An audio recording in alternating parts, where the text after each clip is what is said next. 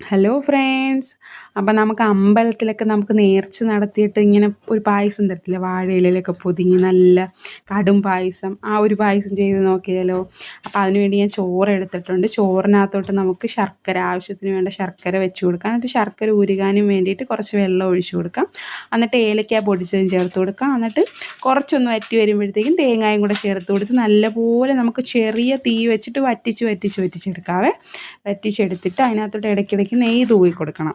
നെയ്യിലെ ആ ഒരു മണം ഉണ്ടല്ലോ, അതാണ് ഇതിന് സ്പെഷ്യൽ. അപ്പം നമ്മളിങ്ങനെ നെയ്യ് ഇങ്ങനെ ഇടയ്ക്കിടയ്ക്ക് തൂവി കൊടുക്കണം.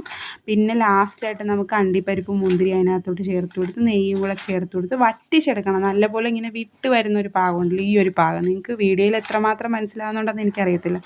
വിട്ട് വരുന്നൊരു പാകത്തിൽ നമുക്ക് എടുക്കാം. അപ്പോൾ വാഴയിലയിലാണ് പൊതിയേണ്ടത്. എൻ്റെ കയ്യിൽ വാഴയില ഇല്ലാത്തതുകൊണ്ട് നമുക്ക് പേപ്പർ വാഴയിലയിൽ പൊതിഞ്ഞെടുക്കാം. പൊതിഞ്ഞ് ഞാൻ വയ്ക്കുന്നുണ്ട്, ഇതൊന്ന് സെറ്റാകാൻ വേണ്ടി. പൊതിഞ്ഞിട്ട് നമുക്കിത് കുറച്ച് നേരം ഒന്ന് വയ്ക്കാം.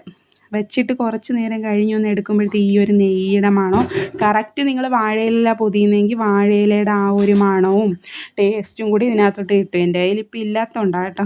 അപ്പോൾ ഇത് വെച്ചിട്ട് നമുക്ക് കുറച്ച് നേരം കഴിഞ്ഞിട്ട് എടുത്ത് നോക്കാം.